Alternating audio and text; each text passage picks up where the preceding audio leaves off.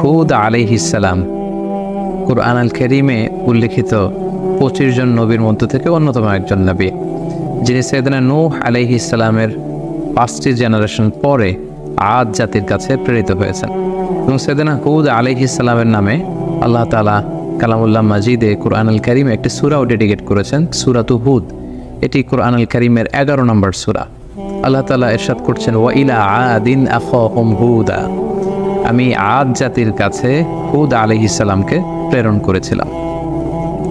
এই আদ জাতি আহকাফ এলাকায় বসবাস করত, যেটি সূরাতুল আহকাফে আল্লাহ তাআলা আমাদেরকে জানিয়েছেন। আল্লাহ ইরশাদ করছেন, ওয়াজকুর আখা আদিন ইয আনযারা কওমাহু বিল আহকাফ, হে নবী আপনি কুরাইশদেরকে আদ জাতির কাছে প্রেরিত হুদ আলাইহিস সালামের ঘটনা আপনি তাদেরকে শোনান, যিনি আহকাফবাসীদেরকে সতর্ক করেছিলেন। আহকাফ এলাকায় অবস্থিত আদ জাতির কাছে আল্লাহ তাআলা হেদায়েতের বাণী দিয়ে হুদ আলাইহিস সালামকে প্রেরণ করেছিলেন। এখন আমরা জানার চেষ্টা করব যে এই আহকাফ এলাকাটি কোথায়। এই আহকাফ এলাকাটি বেসিকলি আরাবিয়ান পেনিনসুলার একেবারে সাউদার্ন মোস্ট এলাকাতে পার্টে অবস্থিত, অর্থাৎ একেবারে দক্ষিণাঞ্চলে। আধুনিক যেই ম্যাপ, এই ম্যাপের হিসেবে যদি আমরা বলি তাহলে ইয়ামানের হাদারামাউত শহর এবং ওমানের মাঝামাঝি একটা এলাকাকে আহকাফ এলাকা বলা হয়, এবং যেটিকে কালামুল্লাহ মাজিদে ইরামও বলা হয়েছে। আধুনিক যারা প্রত্নতত্ত্ববিদ, মডার্ন যারা আর্কিওলজিস্ট, তাদের মতে নিউলি ডিসকভার্ড ওভার সিটি বলে একটি সিটি আছে। এই সিটিটাই হচ্ছে বেসিকলি আদ জাতির ক্যাপিটাল ছিল, যেটাকে কোরআনে ইরাম বলা হয়েছে। ইরামা যাতিল ইমাদ, তারা অনেক উঁচু উঁচু প্রাসাদ বানাতো, লাফটি টাওয়ার্স তারা বানাতো তাদের এলাকাতে। সাইয়েদনা হুদ আলাইহিস সালাম তিনি ছিলেন 5 জন আরাবিয়ান প্রফেটের একজন, অর্থাৎ আরবি ভাষাভাষী 25 জন নবীর মধ্য থেকে 5 জন নবী ছিল যারা আরাবিয়ান প্রফেট ছিলেন, আরবি ভাষায় কথা বলতেন। হুদ আলাইহিস সালাম তার মধ্যে অন্যতম। সেই 5 জন নবী হচ্ছেন হুদ আলাইহিস সালাম, সালেহ আলাইহিস সালাম, ইসমাঈল আলাইহিস সালাম, শুআয়ব আলাইহিস সালাম এবং মুহাম্মদ রাসূলুল্লাহ সাল্লাল্লাহু আলাইহি ওয়াসাল্লাম। এই 5 জনই আরবি ভাষায় কথা বলতেন। এবার আমরা জানবার চেষ্টা করব যে আদ জাতির কিছু ফিচার্স, তাদের ক্যারেক্টারিস্টিক্স কেমন ছিল, তাদের স্বভাব, তাদের অভ্যেস, তাদের গুণাবলী কেমন ছিল।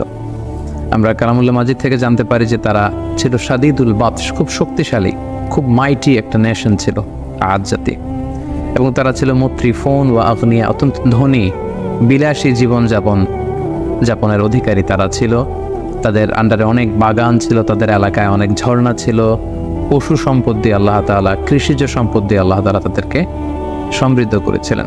এবং তাদের বিল্ডিংগুলো ছিল অনেক উঁচু উঁচু, বিনাউহুম শামিখুন ওয়া আলিন, অনেক উঁচু টাওয়ার তারা বানাতে পারত, এবং তারা মূর্তি পূজা করত।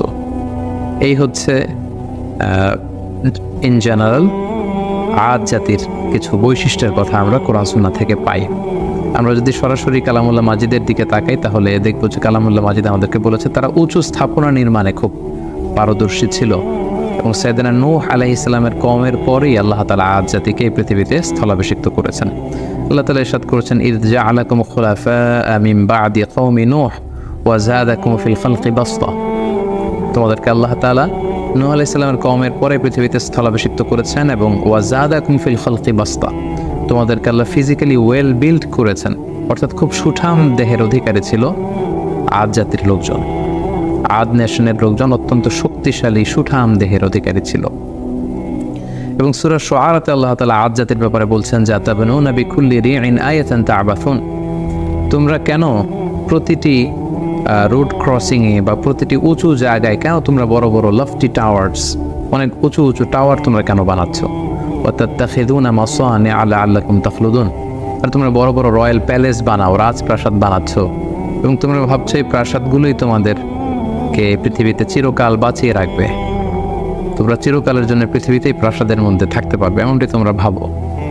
ওয়াইযা বাতাসতুম জাব্বারিন, আর যখন তোমরা অ্যাটাক করো কোনো জাতিগোষ্ঠীর উপর, তোমরা ভয়ঙ্কর ভাবে অ্যাটাক করো, খুবই আগ্রাসী মনোভাব নিয়ে অ্যাটাক করো। অর্থাৎ আদ জাতি খুব দুর্ধর্ষ একটা জাতি ছিল, যারা আশেপাশের অন্যান্য জাতির উপর অত্যাচার চালাতো, তাদেরকে যখন অ্যাটাক করতো খুব মারাত্মকভাবে তারা অ্যাটাক করতো। এবং সূরাতুল ফাজর আল্লাহ তাআলা ইরশাদ করেছেন, ইরামা যাতিল ইমাদ আল্লাতী লাম ইউখলাক মিসলুহা ফিল বিলাদ, তাদের আবাসস্থল ছিল ইরাম এলাকায়, যেটাকে আমরা বলেছি বিশাল আহকাফ রিজিয়নের মধ্যে আদ জাতির ক্যাপিটাল ছিল এই ইরাম, যেটাকে আধুনিক সময়ে মডার্ন আর্কিওলজিস্টরা এটাকে উবার্ট সিটি বলে, যেটাকে বলছে উবার্ট সিটি, এটাই ছিল বেসিকলি আদ জাতির ক্যাপিটাল বা রাজধানী। এবং সেখানে জাতিল ইমাদ, তারা বড় বড় স্থাপনা নির্মাণে খুবই পারদর্শী ছিল। আল্লাতি লাম ইউখলাকু মিসলুহা ফিল বিলাদ, এরকম বড় বড় কনস্ট্রাকশন, এরকম বড় বড় স্থাপনা পৃথিবীতে অন্য কোনো জাতিগোষ্ঠীর মধ্যে তৎকালীন সময়ে দেখা যেত না, যেটা তারা তাদের এলাকাতে এই স্থাপনাগুলো করেছিল। এবং সবচেয়ে বড় ব্যাপার হচ্ছে যে তারা খুব অহমিকা বোধ করতো, অহংকার করতো, এটা নিয়ে খুব একটা বোস্টফুল ভাব তাদের মধ্যে ছিল, একটা ইন্টালিজেন্স ছিল, একটা প্রাইড ছিল যে আমরাই সেরা, আমরাই সবচেয়ে বড়, আমাদেরকে শেষ করে দেওয়ার মতো কেউ নেই, যেটা সরাসরি কোরআন কোট করেছে। আল্লাহ তাআলা ইরশাদ করেছেন ফাআম্মা আদুন ফাস্তাকবারু ফিল আরদ, আর আদ জাতি পৃথিবীতে অহংকার প্রদর্শন করেছিল বিগাইরিল হক, অন্যায়ভাবে তারা নিজেদেরকে অনেক বড় বলে মনে করত, বড়ত্বের ঘোষণা দিত খুব বেশি বেশি। ওয়াকালু মান আশাদ্দু মিন্না কুওয়া, আর তারা বলতো আমাদের চাইতে শক্তিশালী আবার কে আছে, we are the mighty nation, আমরা হচ্ছে এই পৃথিবীর মধ্যে সবচাইতে শক্তিশালী জাতি, আমাদেরকে হারিয়ে দিতে পারে, আমাদেরকে ধ্বংস করে দিতে পারে, আমাদেরকে নিশ্চিহ্ন করে দিতে পারে, এমন কোনো শক্তি পৃথিবীতে জন্ম নেয়নি। এইভাবে তারা বুক ফুলিয়ে অহংকার প্রকাশ করত। আল্লাহ তাআলা বলছেন আওয়ালাম ইয়ারা আন্নাল্লাহ আল্লাযী খালাকাহুম হুয়া আশাদ্দু মিনহুম কুওয়া, ওরা কি দেখে না যে আল্লাহ তাআলা তাদেরকে সৃষ্টি করেছে, তিনি তাদের চাইতে অনেক বেশি শক্তিশালী। ওয়া কানু বিআয়াতিনা ইয়াজহাদুন, কিন্তু তারা আমার নিদর্শন থেকে মুখ ফিরিয়ে নেয়, তারা অস্বীকার করে। তাহলে ওভারঅল আদ জাতির ব্যাপারে এই তথ্যগুলো আমরা কালামুল্লাহ মাজিদ থেকে পেয়ে থাকি।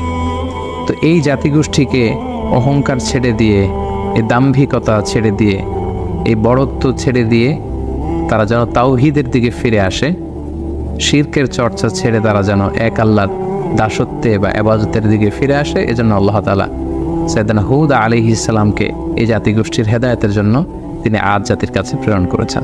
এবং সাইয়েদনা হুদ আলাইহিস সালাম ওনার সর্বোচ্চটুকুন দিয়ে পুরো জাতিগোষ্ঠীর মাঝে তাওহীদের দাওয়াতকে তিনি পৌঁছে দিয়েছেন।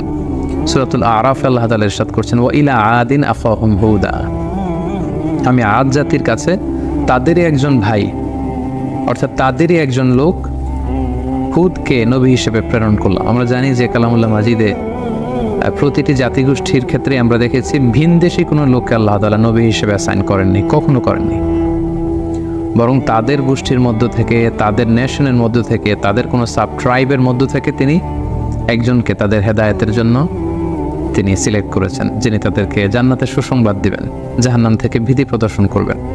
এবং হুদ আলাইহিস সালাম সেটাই করেছেন, তাদের মধ্য থেকেই তিনি নবী হিসেবে এসেছিলেন।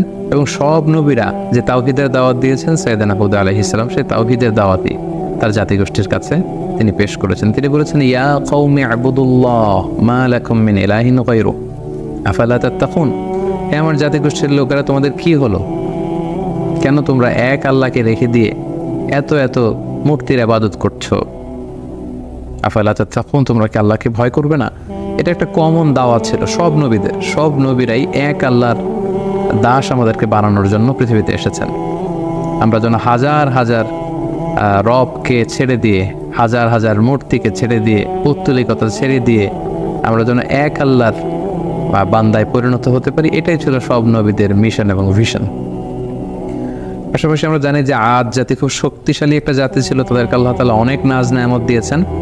তো সাইয়েদনা হুদ আলাইহিস সালাম এই নাজ নেয়ামতের কথা স্মরণ করিয়ে দিয়েও তাদেরকে তাওহীদের দিকে দাওয়াত দিয়েছেন। তিনি বলেছেন ওয়াযকুরু ইয জাআলাকুম খুলাফা মিন বা'দি কওমি নূহ, অর্থাৎ হে আমার জাতিগোষ্ঠী, তোমরা কি দেখছো না যে নূহ আলাইহিস সালামের পরে আল্লাহ তোমাদেরকে পৃথিবীতে সম্মানিত করেছেন। নূহ আলাইহিস সালামের কওমকে আল্লাহ তাআলা মহাপ্লাবন দিয়ে ধ্বংস করেছেন। সো তারা তো তোমাদের অ্যানসেস্টর ছিল, তোমাদের পূর্বপুরুষদের কি ভাগ্যে কি ঘটেছে এটা তো তোমরা দেখেছো। সো এটা দেখেও তোমরা কেন শিক্ষা নেবে না? এবং ওয়াজাদাকুম ফিল খালকি বাসতা, আল্লাহ তোমাদেরকে সুঠামদেহী করেছেন, শক্তিশালী করেছেন। ফাযকুরু আলা আল্লাহি লাআল্লাকুম তুফলিহুন, বলে আল্লাহ তাআলা তোমাদেরকে যে নেয়ামত দিয়েছেন এই নেয়ামতগুলোকে তোমরা স্মরণ করো, আল্লাহর নেয়ামতের শুকরিয়া করো। এইভাবে তিনি দাওয়াত দিতে লাগলেন। পাশাপাশি তিনি বোঝাতে চাইলেন যে তোমরা যতই পাপ করো না কেন, যতই অন্যায় করো না কেন, আল্লাহর তওবার দরজা, রহমতের দরজা এটা তোমাদের জন্য খোলা সব সময়। দ্য ডোর অফ আল্লাহ ইজ ওপেন ফর ইউ 24/7। যে কোনো সময় তুমি ইস্তেগফার করো, তওবা করো, শিরক থেকে ফিরে এসে এক আল্লাহর ইবাদতে মনোনিবেশ করো, আল্লাহ তাআলা তোমাদেরকে ক্ষমা করবেন। এবং সেটাই তিনি বললেন, ইয়া কওমি ইস্তাগফিরু রাব্বাকুম, হে আমার জাতিগোষ্ঠীর লোকেরা, তোমরা আল্লাহর কাছে ক্ষমা চাও। সুম্মা তুবু ইলাইহি, আল্লাহর দিকে ফিরে আসো। Come back to your Lord. ইউরসিলিস সামা আলাইকুম মিদরারা, তাহলে আকাশ থেকে আল্লাহ তাআলা রহমতের বাড়ি বর্ষণ করবেন। ওয়ায়াজিদুকুম কুওয়াতান ইলা কুওয়াতিকুম, এখন যে শক্তিমত্তা আছে এটাকে আল্লাহ আরো বাড়িয়ে দিবেন, আরো শক্তিশালী জাতিতে তোমরা রূপান্তরিত হবে। ওয়ালা তাতাওয়াল্লাউ মুজরিমিন, আর তোমরা অবাধ্যতা করে পাপাচারিতায় মগ্ন হয়ে মুখ ফিরিয়ে নিও না। সাইয়েদনা হুদ আলাইহিস সালাম এভাবে তিনি জাতিগোষ্ঠীর হেদায়েতের জন্য দাওয়াত দিতে লাগলেন, তাওহীদের বাণী তিনি শোনাতে লাগলেন। কিন্তু আমরা জানি যে বেশিরভাগ নবী তাদের এলাকাতে খুব বেশি ওয়েলকাম তাদেরকে জানানো হয়নি, বরং তাদের দাওয়াতকে প্রত্যাখ্যান করা হয়েছে। এবং আদ জাতির ক্ষেত্রেও ঠিক এটাই ঘটেছে। তাদের রেসপন্স কেমন ছিল এই দাওয়ার পরে আমরা সেটা যদি দেখি, তাহলে কালামুল্লাহ মাজিদ আমাদেরকে বলছে তাদের রেসপন্স ছিল এরকম, ক্বালু ইয়া হুদু মা জি'তানা বিবাইয়িনা, হে হুদ, তুমি যে নবী কি প্রমাণ আছে, আমাদের তো বিশ্বাস হয় না। ওমা নাহনু বিতারিকি আলিহাতিনা আন কওলিক, তোমার এই কথায় তো আমরা আমাদের বাপ দাদা রেখে যাওয়া মূর্তিগুলোকে ছেড়ে দিতে পারি না। তুমি কি বলতে চাচ্ছ যে আমাদের পূর্বপুরুষরা ভুল করে গিয়েছে? আমরা তো এগুলো ছেড়ে আসতে পারি না। ওমা নাহনু লাকা বিমুমিনিন, তোমার কথায় আমরা বিশ্বাস করি না। তারা আরো বলতো, ক্বালু আজি'তানা লিতাফিকানা আন আলিহাতিনা, হে হুদ, তুমি কি আমাদের ইলাহ বা উপাস্যদের থেকে আমাদের মুখকে ফিরিয়ে নিতে চাচ্ছ, সরিয়ে দিতে চাচ্ছ? আর তুমি বলছো যে আমরা যদি মূর্তির পূজা ছেড়ে না দিই তাহলে আযাব আসবে। ফাআতিনা বিমা তা'ইদুনা ইন কুনতা মিনাস সাদিকিন, তাহলে আযাব নিয়ে আসো, দেখাও, দেখি তোমার সাধ্যে কতটুকু কুলায়, তুমি কত বড় শক্তিশালী হয়েছো, তোমার আল্লাহর ক্ষমতা কতটুকু আমাদেরকে পারলে দেখাও। তুমি যে আযাবের কথা বলছো সে আযাব আমাদেরকে চাক্ষুষ দেখাও, যদি তুমি সত্যবাদী হয়ে থাকো। এইভাবে সাইয়েদনা হুদ আলাইহিস সালামের দাওয়াতি কথাকে, আহ্বানকে তারা প্রত্যাখ্যান করে তুচ্ছ তাচ্ছিল্যের সাথে ওনাকে পুরো আদ জাতি তারা রিজেক্ট করলো। সাইয়েদনা হুদ আলাইহিস সালাম শেষবারের মতো তাদেরকে ওয়ার্নিং করলেন এবং বললেন যে এক আল্লাহর ইবাদত যদি তোমরা মেনে না নাও তাহলে তোমাদের উপর ভয়ঙ্কর শাস্তি আসবে, ভয়ঙ্কর শাস্তি। মেঘমালা দিয়ে, প্রচণ্ড বাতাস দিয়ে আল্লাহ তোমাদেরকে ধ্বংস করে দেবে। তারা বললেন যে ফাতিনা বিমা তা'ইদুনা ইন কুনতুম মিনাস সাদিকিন, তাহলে দেখাও, সে শাস্তি যদি আসার হয়ে থাকে তাহলে নিয়ে আসো, দেখি কতটুকু শাস্তি আসতে পারে। অতঃপর আল্লাহ তাআলা সাইয়েদনা হুদ আলাইহিস সালামকে বললেন, এই জাতিগোষ্ঠীর উপর অচিরেই আমি শাস্তি পাঠাবো। আল্লাহ তাআলা ইরশাদ করছেন, ফালাম্মা রাআউহু আরিদান মুস্তাকবিলা আওদিয়াতিহিম ক্বালু হাযা আরিদুম মুমতিরুনা, হঠাৎ দেখা গেল পুরো আদ জাতির ওই এরিয়াতে, দ্য এন্টায়ার ভ্যাসিনিটিতে চারদিকে শুধু মেঘ আর মেঘ, মেঘমালা, একেবারে ক্লাউডি একটা সিচুয়েশন।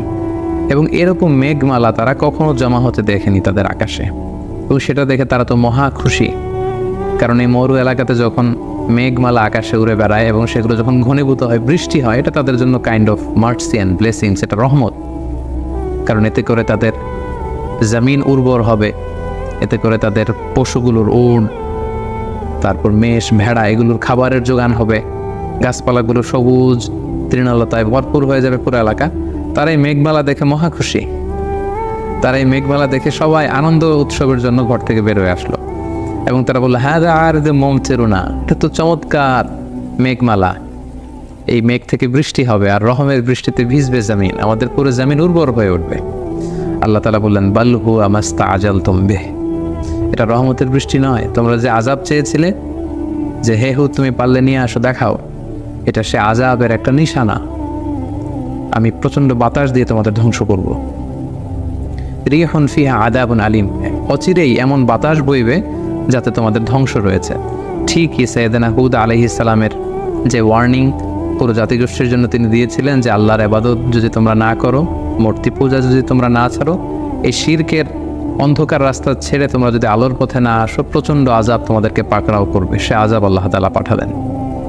আল্লাহ তাআলা সূরা হাক্কাতে বলছেন, ওয়া আম্মা আদুন ফাউহলিকু বিরিহিন সরসরিন আতিয়া, প্রচণ্ড ঝঞ্ঝা বিক্ষুব্ধ বাতাস আল্লাহ তাআলা পাঠালেন। Violent wind storm with cold wave, প্রচণ্ড শৈত্য প্রবাহ, প্রচণ্ড ঠান্ডা ঝড়ো হাওয়া।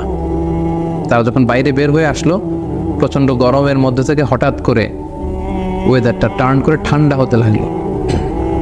ঠান্ডা হতে হতে প্রচণ্ড ঠান্ডায় পুরো এলাকার মধ্যে প্রচণ্ড শৈত্যপ্রবাহ শুরু হয়ে গেল এবং প্রচণ্ড ঠান্ডা ঝঞ্ঝাবায়ুতে, এই ঠান্ডা ঝড়ো হাওয়াতে এলাকার লোকজন আর বাইরে অবস্থান করতে পারলো না, সকলে ঘরের ভেতরে চলে গেল।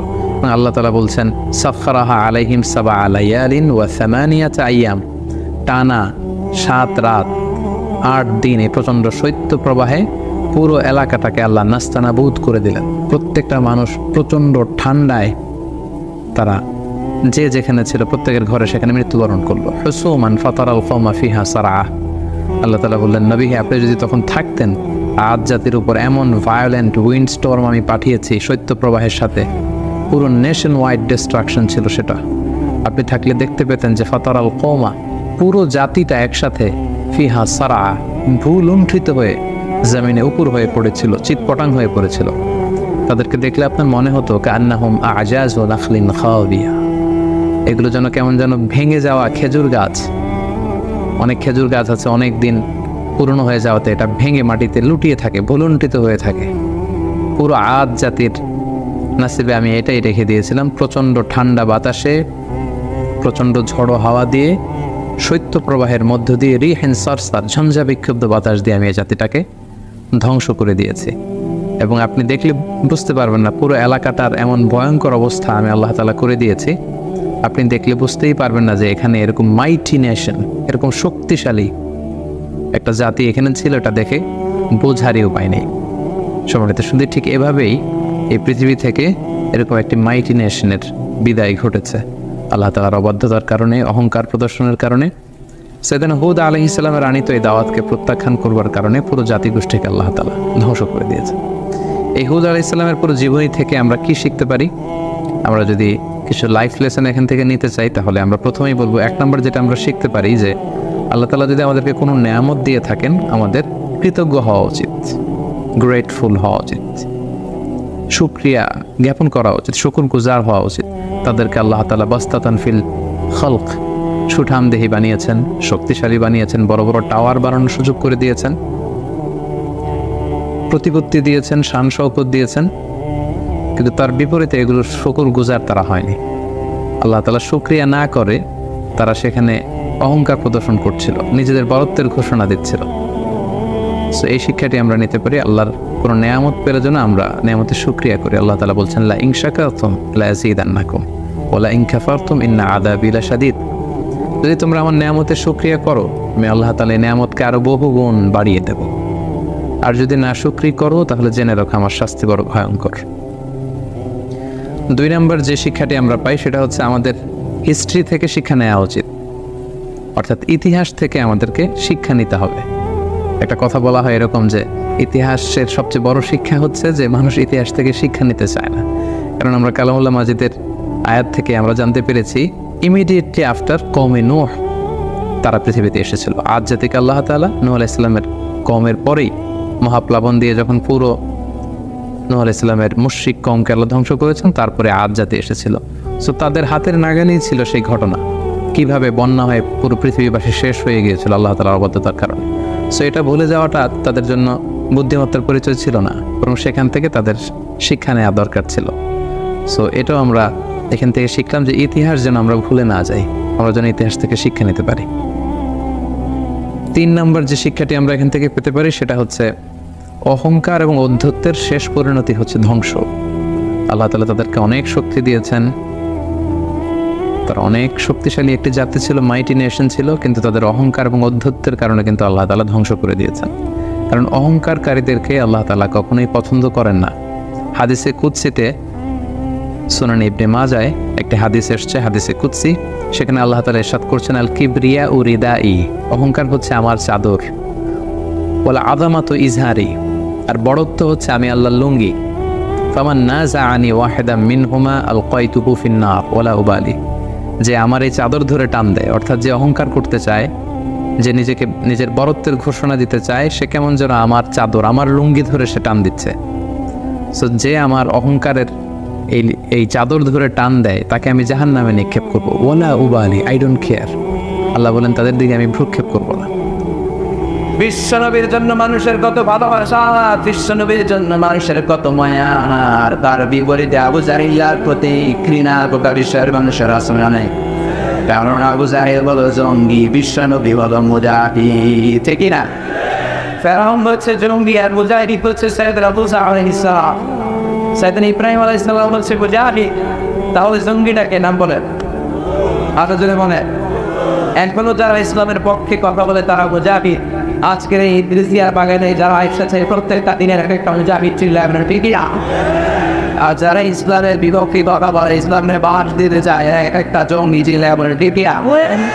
আমরা মুজাহিদ হতে চাই, আমরা ডান হতে চাই, আমরা নবীদেরকে বড়ের হিসাবে মানতে চাই, ঠিক না? এজন্য আল্লাহ বললেন ওয়াহাদাল বালাদিল আমিন, এই নিরাপদ শহরের কসম, নিরাপদ শহরের নাম হলো মক্কা। এই মক্কার পূর্ব নাম ছিল বাক্কা। মক্কার আগের নাম কি জানেন?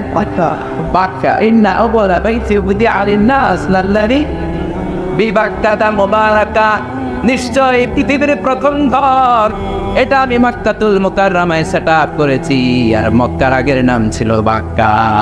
মক্কার আগের নাম কি? এখন মক্কায় অনেক হোটেল আছে, হোটেলের নাম ফুন্দুক বাক্কা, মানে বাক্কা হোটেল। সুবহানাল্লাহ বলে এই বাক্কা শহরকে আল্লাহ কোরআনে বলেছেন মৌমুল সব শহরের নাম। ওমান দাখালাহু কানা আমিনা, যারা এই শহরে প্রবেশ করবে তাকে নিরাপত্তা দেবে। মক্কা শহর কি যে চমৎকার শহর, a city that never sleeps anymore। যে শহরটা কখনো ঘুমায় না। রাত 3টার দিকে যে দৃশ্য, রাত 5টায় যে দৃশ্য, দুপুর 12টায় যে দৃশ্য, রাত 11টা ঠিক একই দৃশ্য ঠিকঠাক করে বলে, ঠিক না? এজন্য বিশ্বনবী বলতেন মক্কা তো আহাব্বুল বিলাদ ইলাইয়া, মক্কা হলো আমার কাছে সবচাইতে প্রিয় জায়গা। লাউলা খরিজিতু লামা খারাজতু, মক্কা থেকে জোর করে যদি আমাকে কুরাইশরা বের করে না দিত আমি কোনোদিন মক্কা ছাড়তাম না। সুবহানাল্লাহ। আল্লাহ বলেন এটা বলছে মাসাবাতান লিন-নাসি ওয়া আমনা, সব মানুষের বিরত কেন? কাবায় যখন আজান হয় তখন মৌমাছির বাসার দিকে মৌ পোকাগুলো যেমনি বন বন বন বন করে ছুটে, সবগুলো মুসল্লি কাবা ঘরের দিকে ছুটতে থাকে, চিৎকার করে পড়েন সুবহানাল্লাহ। কাবার আজান শুনেছে? আল্লাহু আকবার, আল্লাহু আকবার,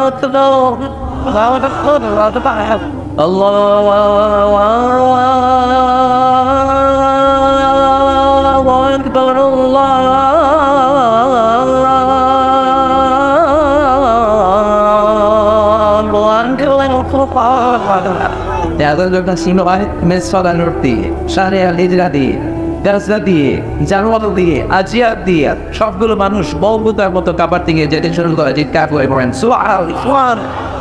শায়েখ আব্দুর রহমান আস-সুদাইস বলে ইস্তাকিমু ওয়া'তাদিলু, আকিমু সুফুফাকুম ওয়া'তাদিলু, আল্লাহু আকবার।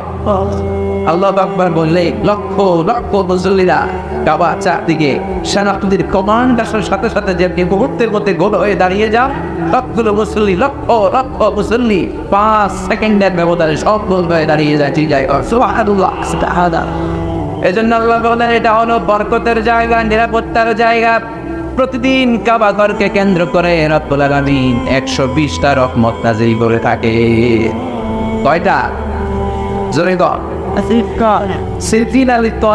7টা রহমত যারা তাওয়াফ করে, 7 টার্নস মেক আ তাওয়াফ। কাবার একটা কর্নারে একটা স্টোন আছে, ব্ল্যাক স্টোন, হাজারুল আসওয়াদ।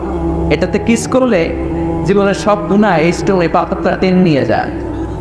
কিয়ামতের দিন আল্লাহ এই পাথরকে একটা ঠোঁট দিলে জিহ্বা দিবে, আর 2টা চোখ দিবে, আর পাথরটাকে দাঁড় করাবে। কিয়ামতের ময়দানে পাথরটা দাঁড়িয়ে দাঁড়িয়ে বলবে আল্লাহ এই মুসল্লি, এই নাজি, এই উকরাবারে আমাকে চুমু দিয়েছিল, এর তুমি জাহান্নামে ঢুকাতে পারবে। 120টা রহমতের মধ্যে থেকে সিজ্জিন লিল তাহিবিন, 60টা রহমত তাওয়াফকারীদের জন্য। 40 লিল মুসল্লি, 40টা রহমত যারা কাবার চারদিকে নামাজ পড়ে তাদের জন্য। ওয়াল 20 লিন নাযিরিনা ইলাল কাবা, 20টা রহমত যারা তাওয়াফ করে না, নামাজ পড়ে না, শুধু কাবার দিকে নজর করে তাকিয়ে থাকে। কাবার দিকে নজর ধরে তাকালেই সব। যেতে মনে যায় না? কাবারে দেখতে মনে চায় কাটা আব্দুল্লাহ আল্লাহ দেখ।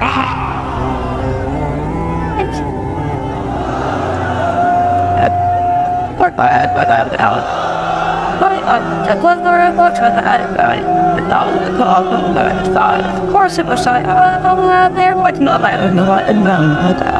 satellite. How I need to do?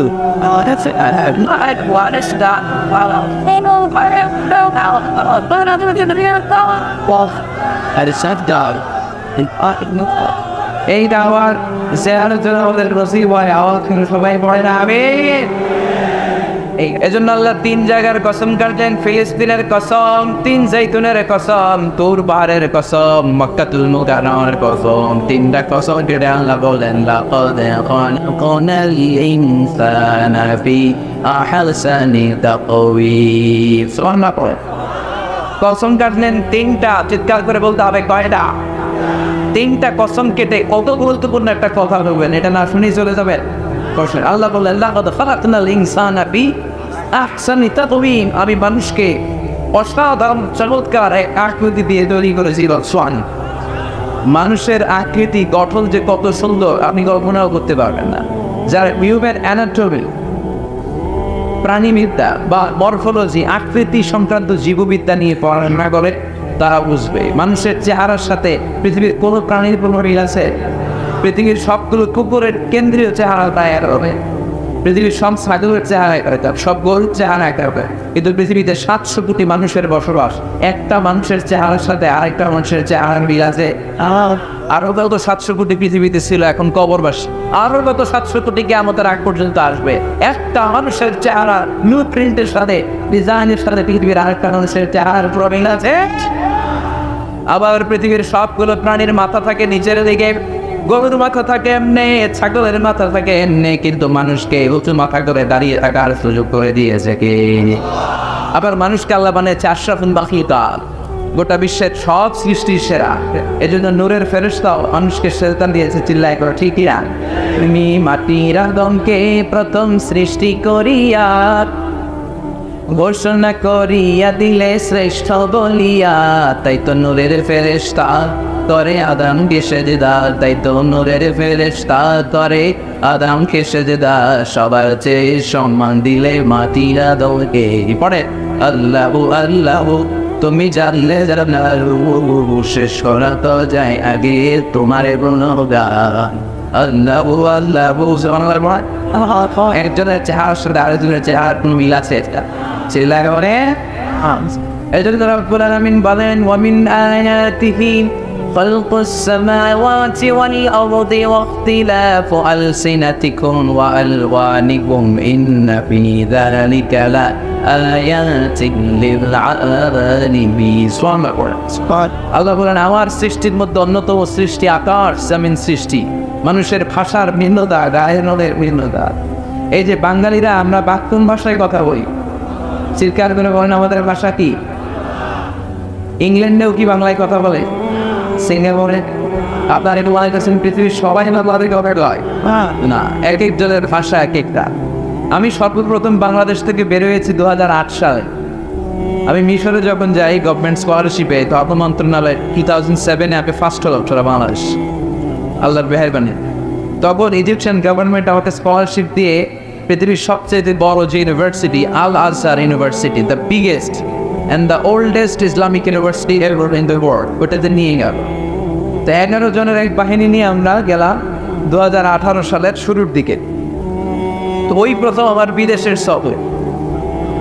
প্রথমে কুয়েতে ছিলাম, কুয়েত থেকে কায়রো, সেখানে আমাদেরকে বরণ করা হলো, নিয়ে যাওয়া হলো মাদিনাতুল বুউস আল ইসলামিয়া, ফরেন ইন্টারন্যাশনাল স্টুডেন্ট ইসলামিক হোস্টেলে।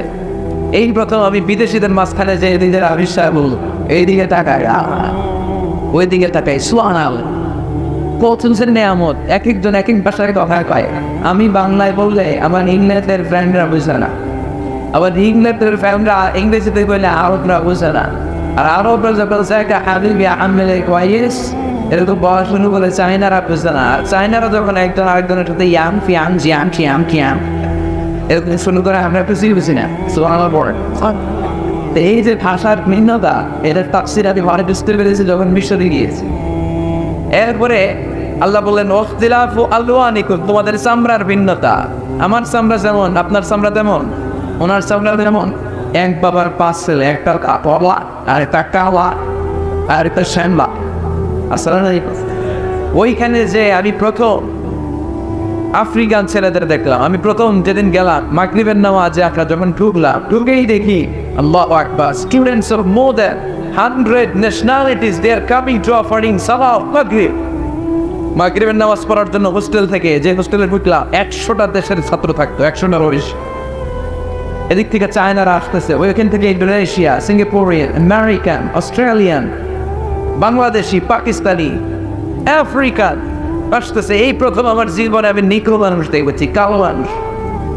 নিকো কুচকুচে কালা, পাতিলার তলা কি কালা, ইটসো কালা। হাসি দিলে শুধু তাদের দাঁত দেখা যায়, কিন্তু অনেকে আছে দেখতে কালো, কলিজাটা দুধের মতো সাদা আছে না নাই। আবার অনেকে আছে দেখতে সাদা কিন্তু ভিতরটা কুচকুচে কালো আছে। প্রথম আমি মাগরিবের সালাত পড়ে সালাম ফিরে দেখি ডান দিকে মনকার, বাম দিকে রাখি।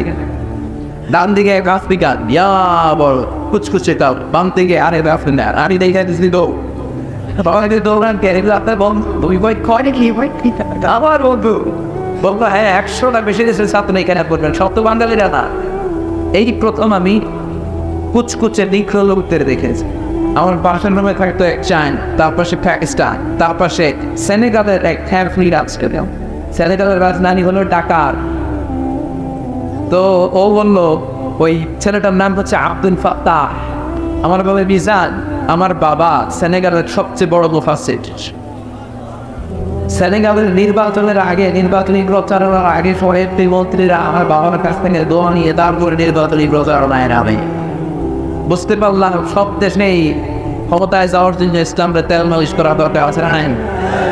এদেশেও দেখবেন নির্বাচনের আগ দিয়ে টুপির কোম্পানিগুলো লাভ, টুপির সব বিক্রি শেষ, নির্বাচন নাই, টুপিও নাই, চিল্লা একদম ঠিকই। আব্দুল ফাত্তাহ আমারে বললো আমার বাবা অনেক বড় হয়। একদিন আমার রুমে এসেছে, আমার একটা ফ্রিজ ছিল সেখানে ঠান্ডা পানির জন্য, এসে আমার হাতের সাথে হাত বসে আর কয়, hey but Mizan, how did you become so white? আমি এত কালার আমি বললাম আব্দুল ফাত্তাহ সাদা তো আমি ইচ্ছা করে ওই নাই, আমার সাদা বানিয়ে পাঠিয়েছে কে? তোমাকে কালো বানিয়ে দুনিয়ায় পাঠিয়েছে কে? আব্দুল ফাত্তাহ বলে, মিজান সাদার কালো যেই আমরা যেটাই বই কেটে দিলে কিন্তু এক রঙের লাল আপনাকে রক্ত বেরোবে, ঠিক না? কালো আর খবর এ তো বাইকে কেমন, ভিতরে সবাই একটা। এই জন্য আল্লাহ বলে, there is no difference, কোনো পার্থক্য নাই। There is no difference between black and white, between upper and lower, between the richer section of the society and poorer section of the society, between the prime minister, between the president, between the member of the parliament and rickshaw puller, factory worker. One is completely equal, 100% equal, totally equal in the eyes of Islam. চিন্তা করে বলে ঠিক না? ইসলাম বলে সাদা কালোয় পার্থক্য নাই, ধনী গরিবের পার্থক্য নাই, নর্মেলের সামনে পার্থক্য নাই, প্রধানমন্ত্রী আর প্রিয় বা খাওয়া আল্লাহর কাছে কোনো পার্থক্য নাই। আল্লাহর কাছে কিয়ামতের দিন সেই সবচেয়ে সেরা, ইন্না আকরামাকুম ইনদাল্লাহি আতকাকুম, যার হৃদয়ে আল্লাহর ভয় বেশি সেই আল্লাহর কাছে সেরা। চিল্লায় ঠিক না? হৃদয়ে আছে আল্লাহর ভয়, আর বলতে ভুলে যায় না, আল্লাহর প্রেম ছাড়া এই দুনিয়ায় কারো কাছে কোনো কিছু চাই না। রাতের আধারের জানালা সেজে তাতে রয়, দু চোখের অশ্রুতে নদী যেন বর, চলো না রানি যতই আসুক, পেছনে ফিরে বসে তাকায় না। যাদের হৃদয়ে আছে আল্লাহর ভয়, তারা কবুল ভুলে যায় না। আল্লাহর প্রেম ছাড়া এই দুনিয়ায় কারো কাছে কোনো কিছু চাই না, কারো কাছে কোনো কিছু চাই না। চিল্লাই ঠিক না? আল্লাহর কাছে সেরা জানাম তোর তাকওয়া বেশি। এজন্য রব্বুল আলামিন ডেকে বলে, গোলাম লাকাদ খালাকনাল ইনসানা ফি আহসানি তাকওয়িম, আমি মানুষের চেহারাটা, আকৃতিটা সবচাইতে সুন্দর করে তৈরি করেছি। সবচেয়ে সুন্দর মানুষ, মানুষের চেয়ে সুন্দর কেউ হতে পারে? এজন্য বিশ্বনবী শিখিয়েছেন, তোমার সুন্দর চেহারাটা নিয়ে যখন আয়নার সামনে দাঁড়াবা, তখন পড়বা আল্লাহুম্মা হাসানতা খলকি ফাহসিন খুলুকি। এর মানে আল্লাহ আমার চেহারাটা যেমনি আপনি সুন্দর করেছে, আমার কলিজাটাও সুন্দর করে দেন। পড়েন আমি এই দোয়াটা পারেন না সবাই? আয়নার সামনে যে বিশ্বনবী এই দোয়া করতে বলেছে, আমার সাথে সাথে আওয়াজ করে সবাই পড়েন আল্লাহুম্মা হাসানতা খলকি ফাহসিন খুলুকি। আওয়াজ করে আল্লাহুম্মা হাসানতা খলকি ফাহসিন খুলুকি।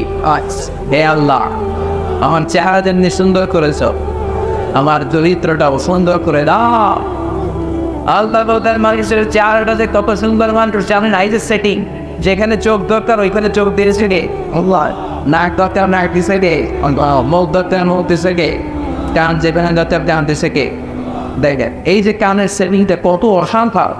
এই কান দুইটা এখানে না থেকে এই কান যদি এই বগলের নিচে দিত আল্লাহ, কথা কর, আর এই কান যদি এই বগলের নিচে নিত, তাহলে আজকের আপিল শোনার জন্য আপনাদের সবার এইভাবে বড় লাগতো। কথা কর, এমনি কান চাপা দিয়ে রাখলে কথা বোঝা যেত। না চোখ যেখানে সেটিং দরকার ওইখানে 2 ইঞ্চি উপরে যদি কপালে হইতো ফুটবল খেলতে পারতেন, পথে নিজের চোখ দুইটা ডেমের মধ্যে বলতে হবে, ঠিকই না? কি যে সেটিং, আবার কানের ভেতরে পেছনে পেছনে রাস্তা দিয়েছে, এয়ার ক্যানেল বলে এটারে, কি বলে?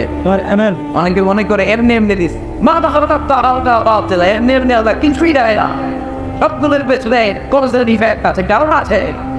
এই পেছানো এয়ার ক্যানেল না থাকলে, রাস্তা না থাকলে আপনি কোনো কথা শুনতেই পেলেন। এই যে সাউন্ড ওয়েভ, শব্দ তরঙ্গ ইহারে ভেসে আমাদের শ্রবণ ইন্দ্রিয়ের ভেতরে শোনার আবেগ জানায়।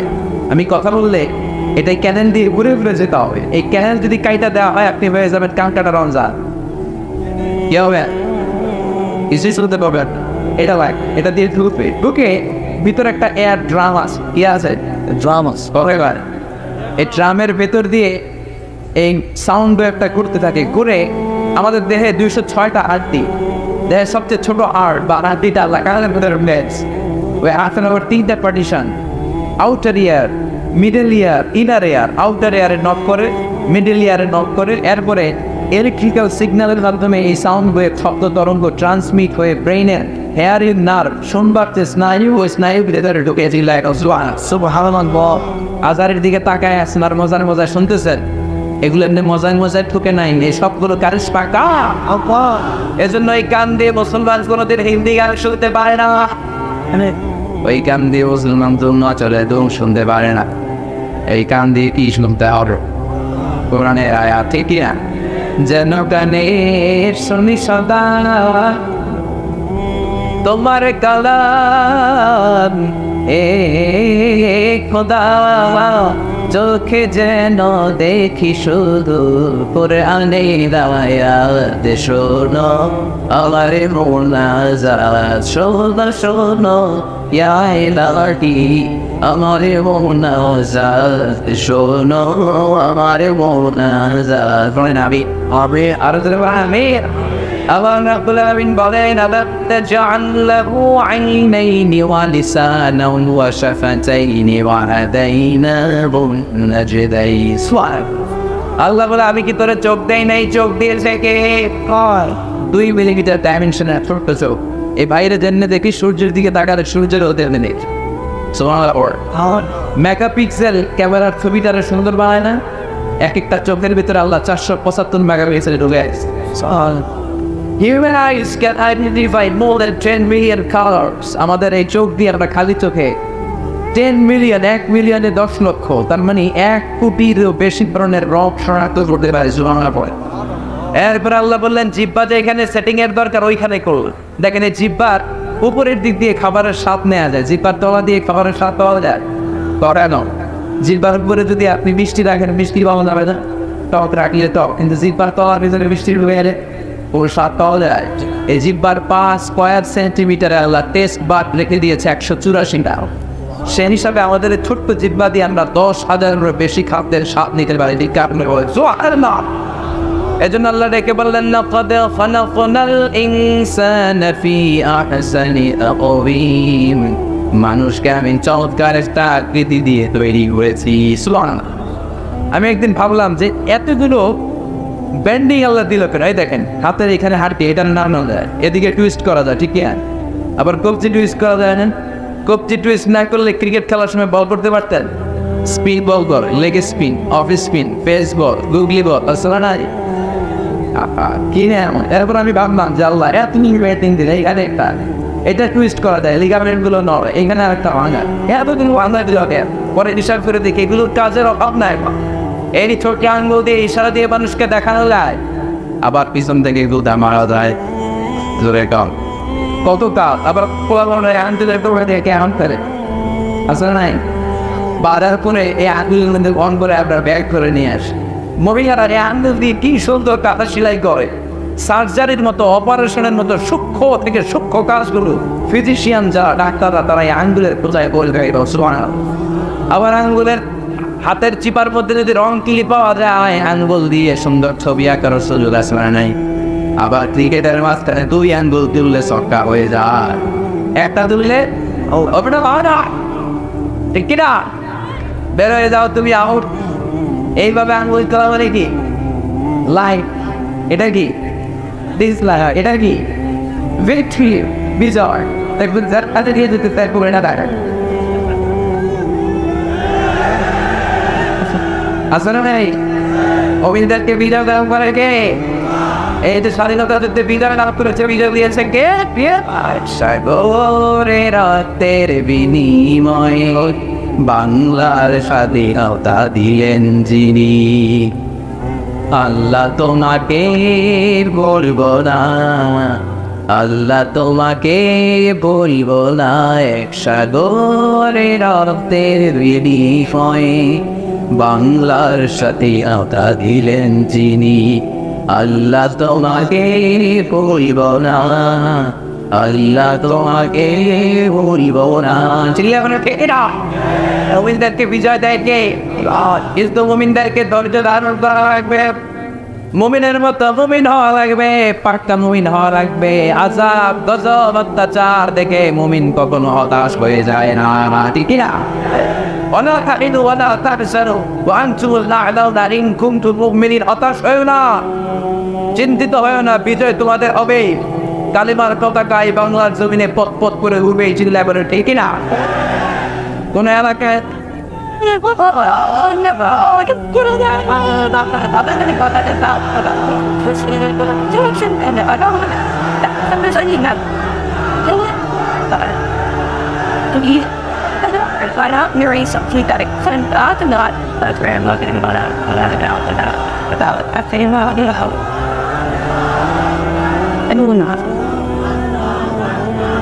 আমরা ইসলামকে এদেশের বিজয়ী শক্তির মসনদে দেখতে চাইছি, তেমন ঠিক না?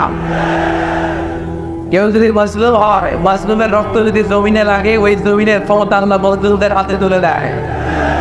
রাত্রি যত গভীর হয়, সুবহে সাদিকের সময় কাছে আসতে থাকে, গর্ভবতী নারীর পেটের ব্যথা যত বাড়তে থাকে, নতুন মেহমান আসার সময় বাড়তে থাকে, তেমনি ইসলামের পক্ষের শক্তির উপর অত্যাচার যত বাড়তে থাকে, কালিমার বিজয়ের সময় কাছে আসতে থাকে। এজন্য ইসলামের বিজয়কে কেউ ঠেকায় রাখতে পারবে না।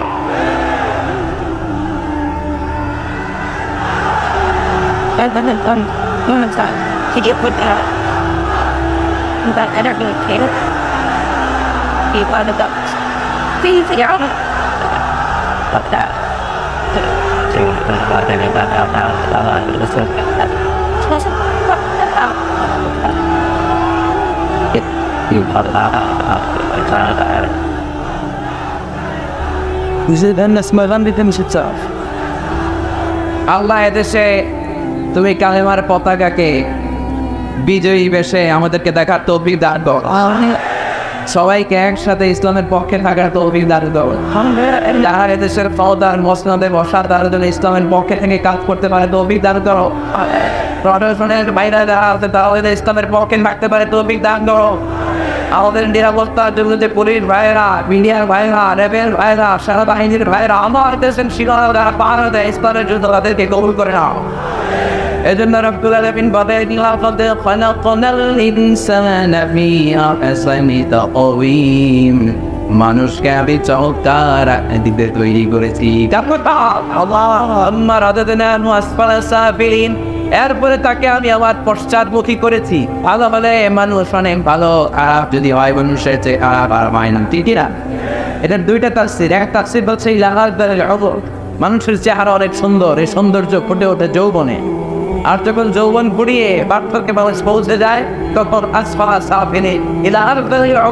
তার চামড়া গুলো ধরে যায়, তার চোখের পর্দা নেমে যায়, তার কোমরে ব্যথা হয়ে যায়, তার হাতে একটা লাঠি লাগে সে বিন্দু হয়ে আরে জিল্লায় ঘটে। তার মানে রং করা যৌবন জং করে শেষ।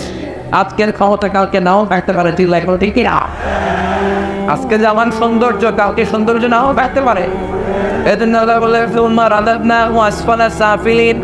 একটা সময় মানুষ থাকে তাগড়া যুবক, একটা সময় মানুষের দেহের মধ্যে শক্তির অভাব নাই, আর একটা সময় আছে নাতিপুতি নিয়ে হাঁটে, মাজাটা বাঁকা হয়ে যায়, লাঠি দিয়ে হাঁটা লাগিয়ে, ঠিক না?